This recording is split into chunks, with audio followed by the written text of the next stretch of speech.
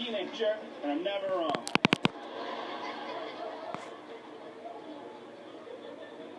Teenagers are the size of real people, and that will mess with your head sometimes.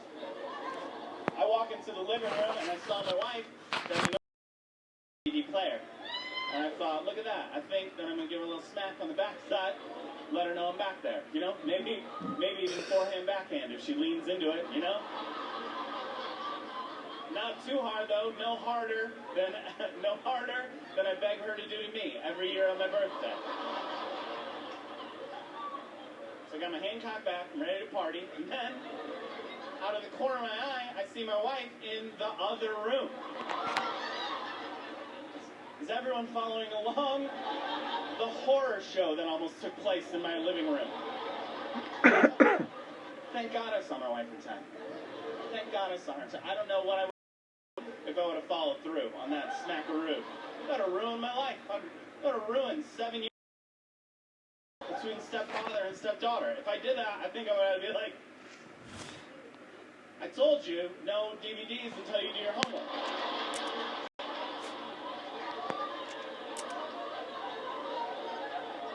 We have rules in this house, young lady.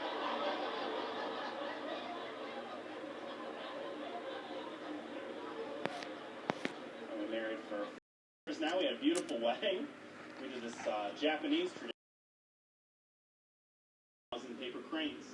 And then, if you're able to finish by your wedding day, you're supposed to have good luck throughout your marriage. We did an Americanized version of the Japanese tradition where the man folds 995 paper cranes. And then the woman folds 5 unrecognizable paper cranes. And then for the rest of our lives, we're just going to tell everyone that we folded 1,000 paper cranes. I hope that the amount of luck that we have in our marriage is proportionate to the amount of cranes that we folded for that afternoon. I don't know why the ceiling's only leaking on your half of the bed. Maybe you should have folded more cranes.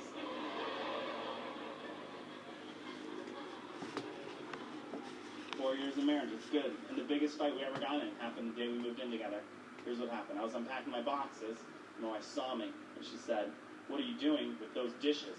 You bought those dishes, and you were living with another woman, and I don't want another woman's dishes in my home."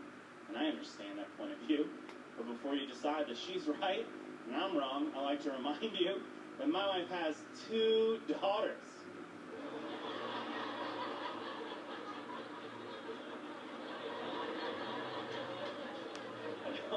I don't think I'm being unreasonable about these dishes. I'm just trying to point out that you didn't show up for the picnic empty-handed. That's all I'm trying to say. If you want to get into specifics, I like to point out how my dishes don't kind of look like my ex-girlfriend.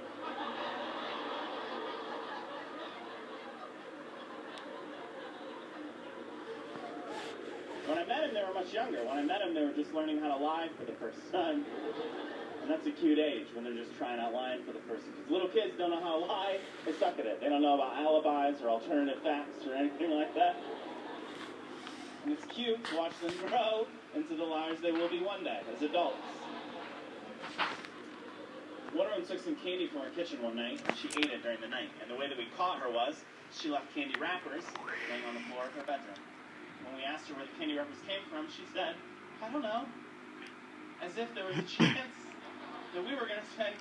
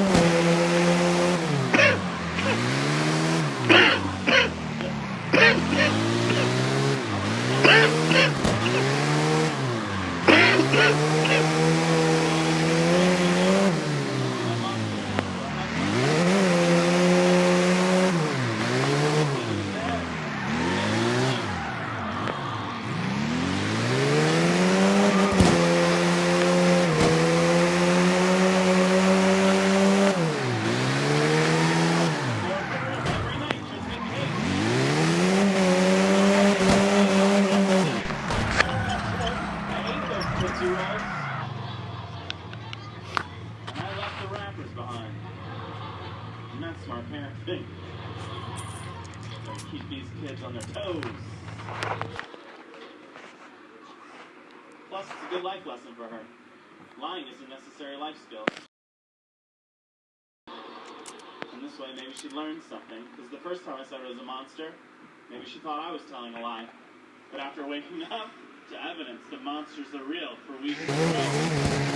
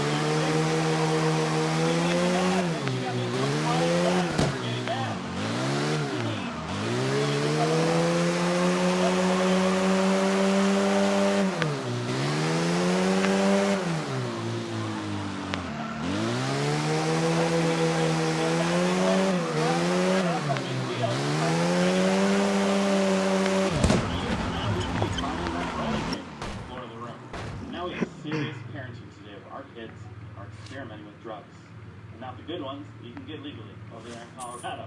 They come in the form of cookies. And there's an ingredients list on the back, and all the ingredients are locally sourced.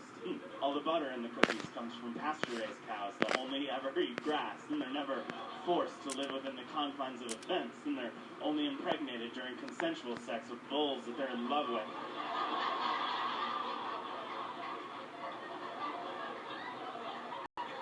You gotta go to Whole Foods to get that butter, but it's worth the extra $30.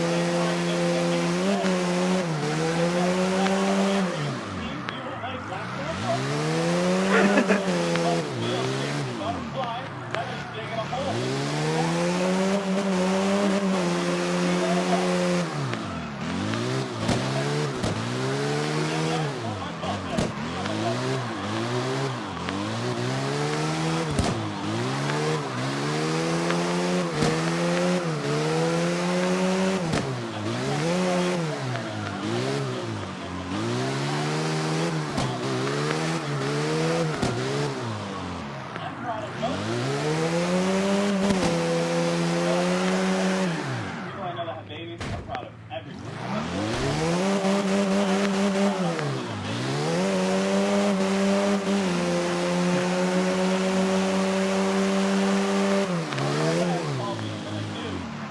what?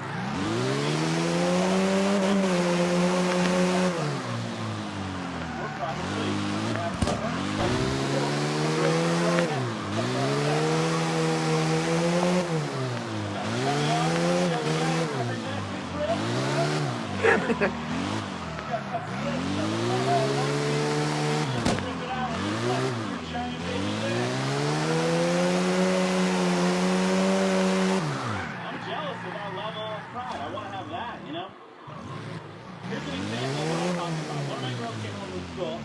said we ran the mile in gym today. Guess my time.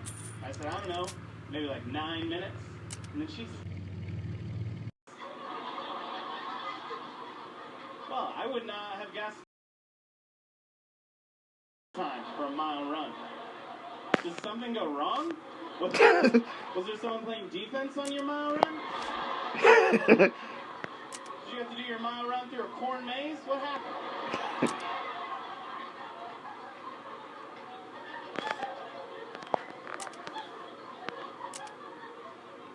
We feed birds in our backyard. That's a big part of our lives. We feed birds. I don't know what the birds were doing in our backyard before we... It was rough times for the birds in the Woodhall backyard. Jangling around coffee mugs out there. Tweet, tweet, tweet,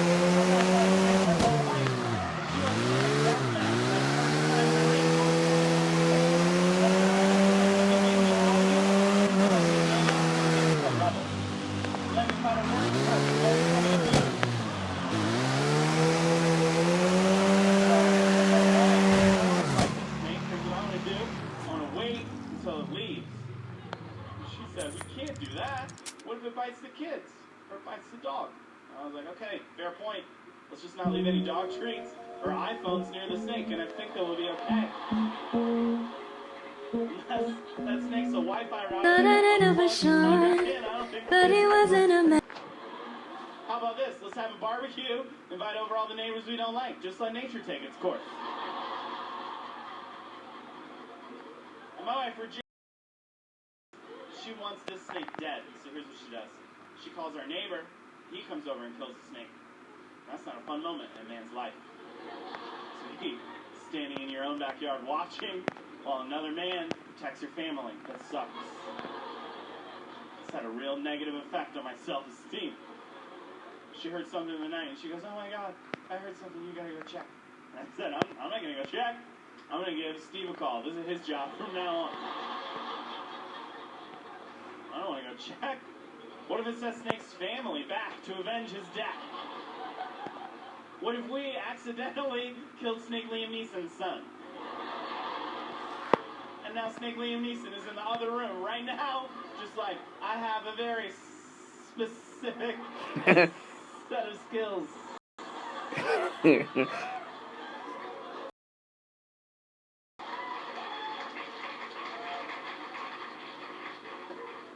That was the first snake that was ever in our backyard. Since then, I've killed 3 of them. I'm on a real rampage.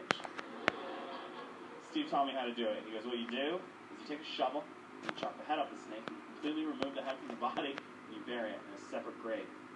Which makes me think some weird stuff has happened between Steve and a snake at some point in his life, that he has to do this weird ritualistic killing every time he takes one out. I think it's cute. He thinks I'm going to dig 2 graves. I'm just going to throw it over the fence when I'm done with it.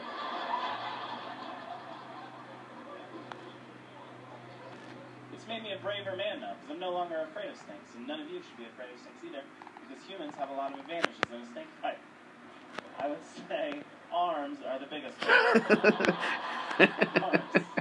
Arms are so useful in a fight.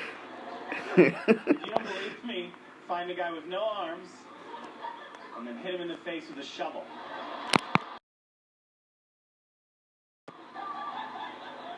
You're going to win that.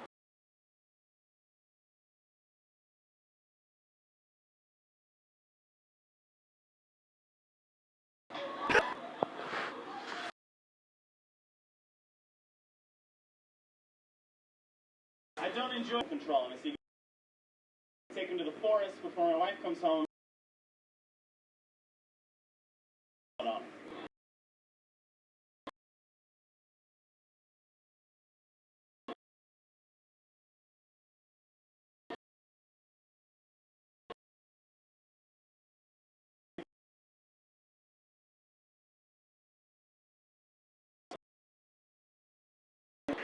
Coffee shop by our house. And if you're not familiar with the concept yet, that's a place where you can go get toast, and it costs $8. Just in case you ever been out to yourself. I was like,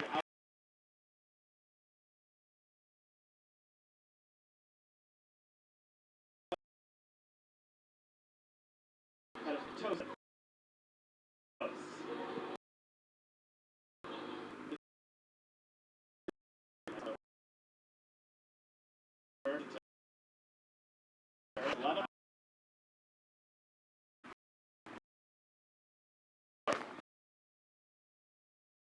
Go home for the. Was it possible that you have lost your ability to heat up bread? Is it a union thing? Toast to breakfast food and you're unwilling to serve it in the afternoon? I found out later that the toast bar opens back up from 3 to 5. Who's running this place? I was so disappointed, but I was hungry, so I placed my order. I was like, all right, you win. I'll take 1 grilled cheese, whole cheese, put some pumpkin butter on it.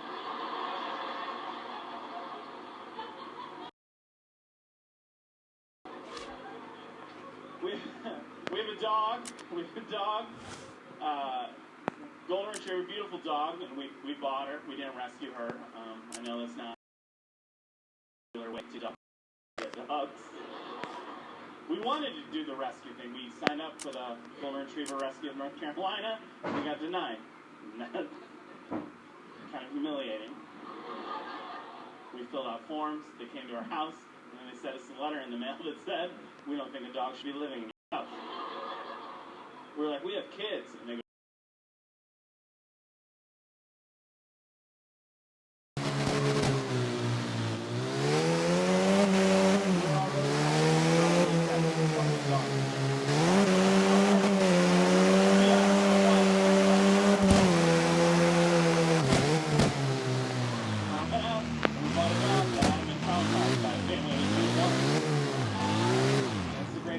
dog I ever owned, and I don't even have any hard feelings for the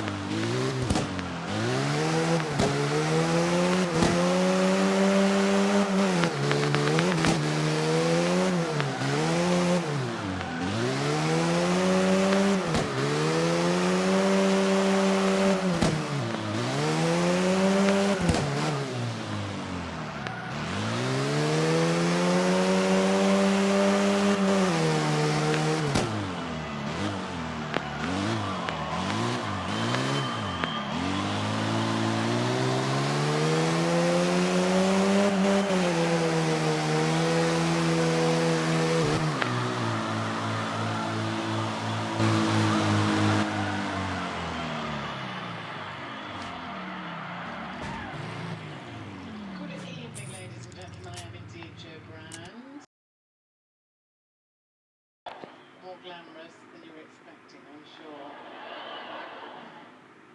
Yeah, thanks, that ironic whistle, knobhead.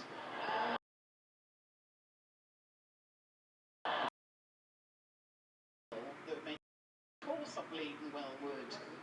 I once take a pill that made me 6 stone.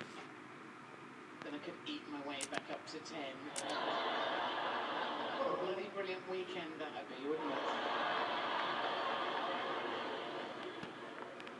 You see, I think there's 2 types of people in the world, right? And it's all to do with how they eat biscuits, right?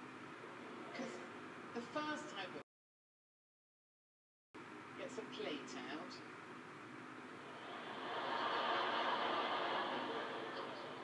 opens the packet of biscuits, takes 1 biscuit out.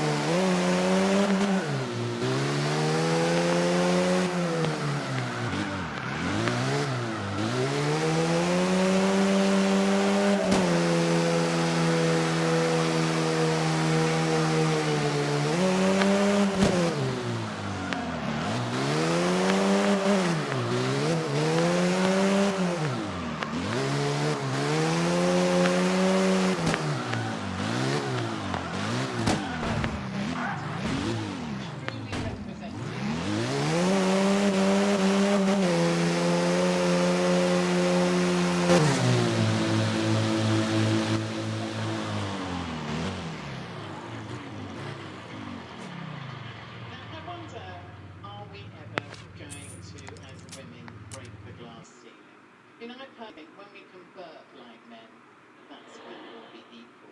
I do burp quite a lot, still better out than him, like Simon Cowell in a life.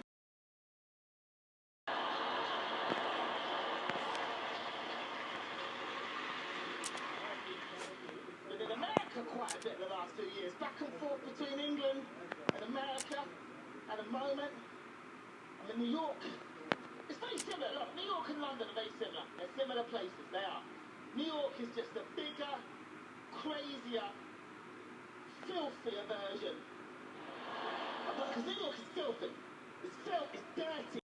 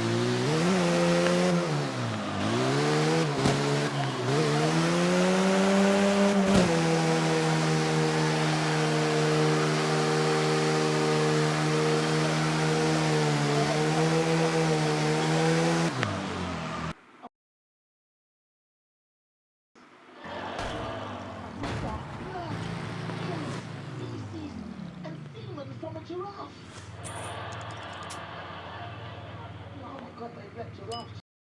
Listen.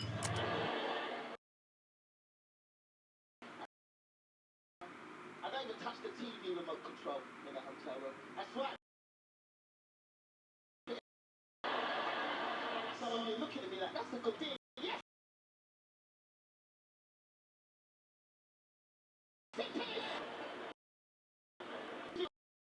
This part of the room, filthy, dirty. It's dirty. I'll tell you why. I'll tell you why the remote control is the filthiest. Very large percentage of people that stay in hotels are single men.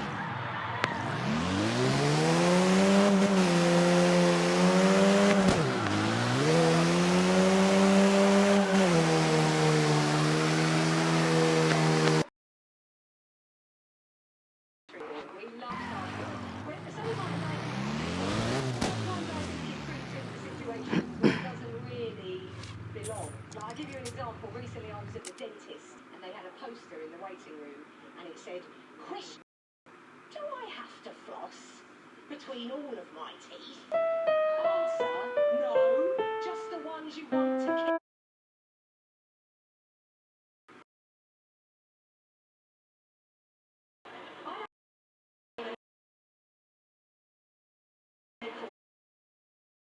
At the GP in the waiting room and there's a well, it's answer, there, you carry on with big fat trap. Pain, wouldn't it? Although what's tragic is you wouldn't reel back in shock if you saw it in this country. You'd be like, oh right, well I'll lay off the cars then. I've maxed out my credit cards. I love the adverts.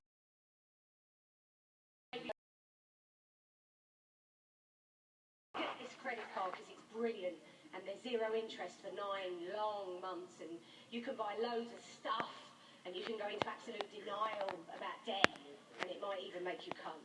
And then right at the end she goes, "Something to availability, not control availability, not something to the money." Like, what did you just say then? That's not a reasonable way of communicating, is it? You wouldn't tolerate being spoken to in that manner in any other situation in your life. You wouldn't put up with it. You wouldn't put up with it if, for example, you were out on a date and you thought to yourself, "This bloke's attractive," and he says to you, "I think you're attractive and I am solvent and I've got absolutely no emotional baggage. I will be intending to take up the arsenal between phone calls and road to self-confidence."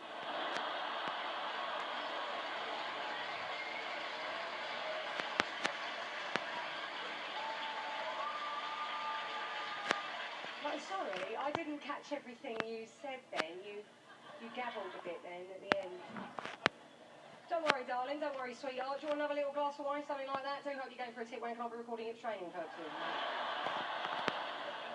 That would be quite unsettling, wouldn't it, you know, initially. Push through. The other quite nice thing about this job is not only am I allowed to be sarcastic, I'm allowed to exaggerate. All comedians exaggerate. It's quite a comedic conceit to use exaggeration. And women are very good at exaggerating. Generally speaking, we're a lot better than men at it, I think, apart from the cock stuff. We're much better at exaggerating than men. Women are very good at just slightly trivial. We've got that covered. Like, you know when a woman puts her hand in her handbag to find her, immediately find her purse.